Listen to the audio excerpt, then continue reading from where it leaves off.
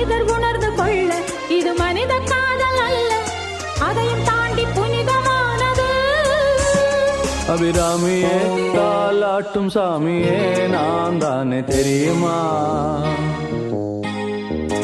சிவகாமியே சிவனில் நீயும் பாதியே அதுவும் உனக்கு புரியுமா?